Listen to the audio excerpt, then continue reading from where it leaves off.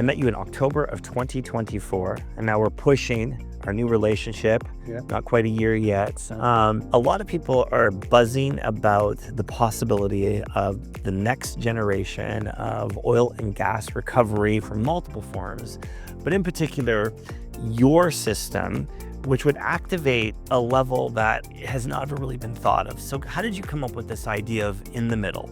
Yeah, so back in 2021, I previously left my job at Canadian Natural and just took the summer off. And it was COVID, and I wanted to spend more time with my family, but I kept working, right? I kept kind of noodling around, doing different designs and talking to my friends, and they just said, you should take a look at the middle, that area that's too deep to mine and too shallow for thermal.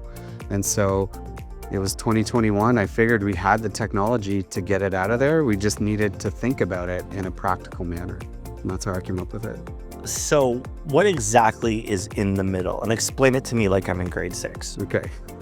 So what it is it's the McMurray formation. So the area that they SAGD and do thermal, it's the same formation that they do that. The formation that they mine up at site, it's the same formation, but the way that it's dipping is to the northeast, southwest. And so what happens is there's an area in the middle that you can't mine because it's too deep. The overburden's too much, and it's an economic cutoff for the mining guys. And then there's some geological structure and formations that need to be there for thermal. And so sometimes they're there, sometimes they're not, and it just depends. And so it's an area that's been tried to be exploited, but no one's really been successful in the past. And so we think we've cracked that code.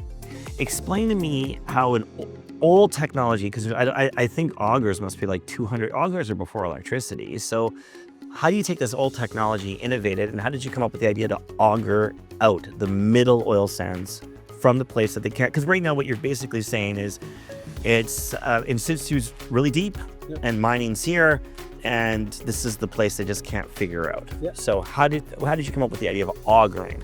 Yeah, so just through a lot of discussion and just thinking about different technologies that I've worked with in the past. So when you're a geologist in the oil sands, you use augers all the time. Every year you use them. You go and you core, and that top part of the core hole is all augered.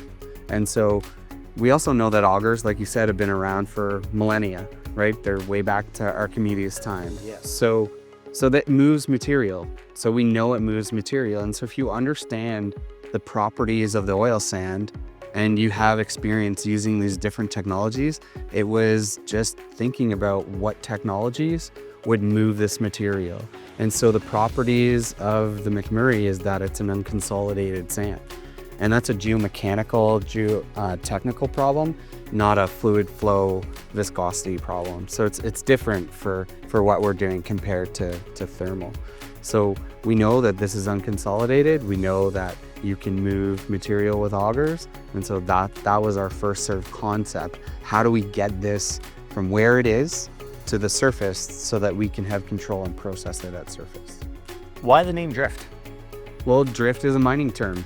Drift is the material that after you have blasted in hard rock mining, all the rock that falls into the mine, that's the drift, and that's the ore that they remove. And so that's where that name came from. How is this going to benefit Alberta, benefit Fort McMurray when you're successful? Yeah, so I mean, I'm really community focused. I see that companies right now are harvesting. They're not really investing in the community, and I've heard comments like that from different individuals.